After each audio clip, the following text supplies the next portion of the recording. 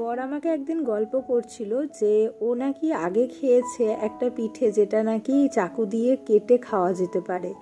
তো সেইটা দেখে আমি ইউটিউবে অনেক অনেক তল্লাশি করে এই পিঠের আবিষ্কার করেছি। আর এই পিঠের পুরনো এক নাম রয়েছে চন্দন কাঠ পিঠে, এটা নামেই দেখেছি আমি। তো সেই পিঠেটা বানিয়েছিলাম।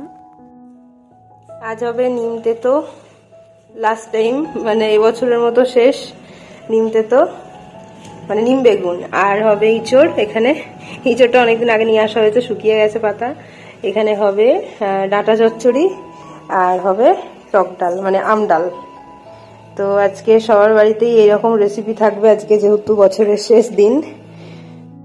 আর প্রথমেই বলি, এই ভিডিওটা কিন্তু চৈত্র মাসের শেষ দিনের ভিডিও ছিল, আমি এডিট করতে পারিনি, যার জন্য এখন আপলোড করছি। এখন বর কিন্তু ইঁচড় ছাড়াচ্ছে, তো ও আমাকে হেল্প করে প্রচণ্ড পরিমাণে, যার জন্য আমি অনেক তাড়াতাড়ি অনেক কাজ শিখে যেতে পেরেছি।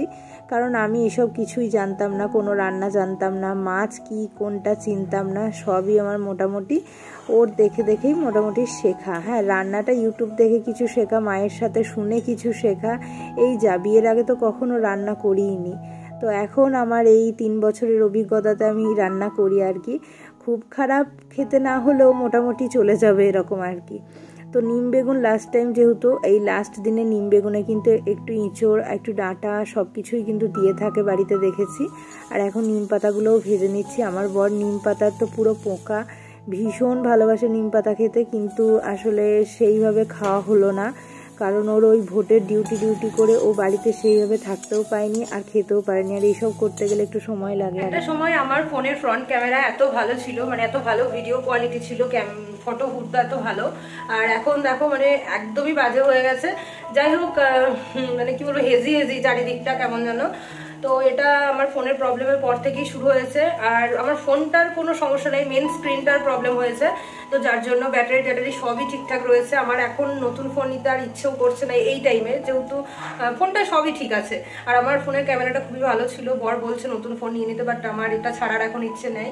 যাই হোক, তোমরা একটু ম্যানেজ করে নাও, এই ভিডিওই দেখো। আর রান্নাবান্না তো আজকে চলছেই। এখন হচ্ছে ডাঁটা চচ্চড়ি তৈরি করছি, আর বর গেল একটু মাছ দেখতে। আজকে মাছ খেতে হয় আমাদের, মানে শেষ দিন যেহেতু, তো আজকে একটুখানি মাছ যদি পাই নিয়ে আসবে। কিন্তু এখানে নিয়ম আছে আজকে কিন্তু নিরামিষ খাওয়ার, যার জন্য কিন্তু মাছ এখনো পাড়াতে আসেনি। আর এইখানে বরের পছন্দের ডাঁটা চচ্চড়ি তৈরি হচ্ছে আজকে। সবই মোটামুটি বরের পছন্দের, আমার পছন্দের, দুজনের পছন্দ অনুযায়ী রয়েছে। আর এই যে দেখো, মাছ ও বাজার থেকে কিনে আনলো, বাটা মাছ পেয়েছে। তো মাছ আজকে বসেও নি, কারণ কোচবিহারে নাকি নিরামিষই খাই, কিন্তু আমাদের ওরকম কোনো ব্যাপার নাই, আমাদের মাছ খেতে হয় আজকে শেষ দিনে। তো এত কিছু রান্না করেছি। আমি রান্না করতে মোটামুটি ভালোই বাসি, কেমন পারি জানি না, কিন্তু বেশ ভালোবাসি। আর কি বলতো, এখন নতুন হাত, তো এখন নতুন রান্না ট্রাই করতে খুবই ভালো লাগে। তো ইঁচড়, ডাঁটা চচ্চড়ি, নিম বেগুন, আর এদিকে আম ডাল, মাছ, ভাত সব রেডি। আর বরের কিন্তু ডিউটি রয়েছে আজকে, তৃপ্তি করে বর খাচ্ছে স্পেশাল ডিশ আজকে। ও খাওয়া দাওয়া করে অফিস যাবে, আর আমি এদিকে আমার সকালে ব্রেকফাস্ট করে নিয়েছি। আর চলো একদম সোজা চলে এসেছি রাত্রেবেলার ভিডিওতে। তো বিকেলবেলাতে মানে সন্ধ্যেবেলার দিকে একটু জিও মার্টে গেছিলাম, কিছু কেনাকাটি ছিল। তো চলো টুকটুক করে শেয়ার করি কি কি কেনা হয়েছে।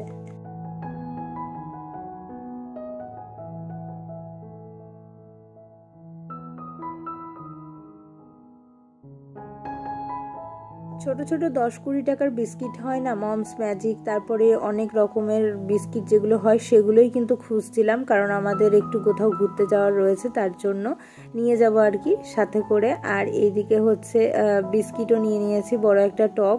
আর তারপরে এখন আরও টুকিটাকি কিছু নেওয়ার ছিল। স্মার্ট বাজারে আসলে এই জায়গাটা আমাকে ভীষণভাবে টানে। আমি ভীষণ ভালোবাসি এই কাঁচের জিনিসপত্র, তারপর চিনেমাটি সমস্ত জিনিসপত্র, মানে আমার নিজের ঘরে থাকবে, এইগুলো আমার খুব ভালো লাগে। কিন্তু আসলে ভাড়া বাড়ি, তারপরে অনেক রকম অসুবিধা রয়েছে, ভেঙে টেঙে যাবে নিয়ে যাওয়ার সময়, যার জন্য আর এইগুলো কেনার সাহস পায় না। আর প্রচুর পরিমাণে দামও কিন্তু রয়েছে। তো প্রত্যেকবার দেখি আর ভাবি কবে একটা নিজের বাড়ি হবে, যেটাই শুধুমাত্র নিজেরই অধিকার থাকবে সেই বাড়িতে সব কিছু আমি নিজের মন মতো সাজাবো। আসলে মানুষ স্বপ্ন দেখতে ভালোবাসে, কিন্তু এই স্বপ্ন পূরণ করতে গিয়েই না জীবনের অর্ধেকটা টাইমই চলে যায়, আর সেই সময়ে গিয়ে তার আর এইসব সাজানোর কথা কিন্তু মনেও আসে না। তখন দেখা যাবে যে অর্ধেক জীবন কাটিয়ে দিয়ে তখন চিকিৎসা জগতেই বেশি টাকা ঢালতে হবে। তো জানি না কোনো দিন কখনো নিজের কোনো মানে বাসস্থান, মানে নিজের থাকার মতো যেখানে শুধু নিজেরই অধিকার থাকবে সেই রকম তৈরি করতে পারবো কি না।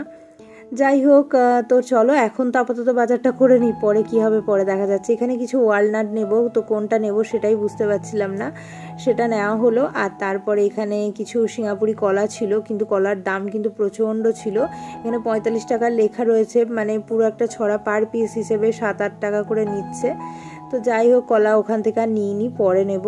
আর এখানে আসলেই তো আমার একদম আমুল কুল পুরো বাঁধা, আমি মানা করলেও বর নিয়ে আসে, কারণ আমি ভীষণ খেতে ভালোবাসি এর জন্য। তো ওখান থেকে আমুলকুল নেওয়ার পর বর একটু তেল দেখছিল, তবে আমাদের কিছু দিনের মধ্যে বাড়ি যাওয়ার প্ল্যানিং ছিল, কিন্তু সেটাও ক্যান্সেল হয়ে গেছে। মানে আমাদের সাথে সব সময় যেন খারাপ জিনিসটাই ঘটছে। সব কিছু তোমাদের একটু একটু করে পরে শেয়ার করবো। আর এই দেখো এত কিছু বাজার হয়েছে, আর এখন আমরা কিন্তু বাড়িও চলে এসেছি, আর তোমাদের সাথে শেয়ার করছি। টুকিটাকি কিছু কেনাকাটি হয়েছে।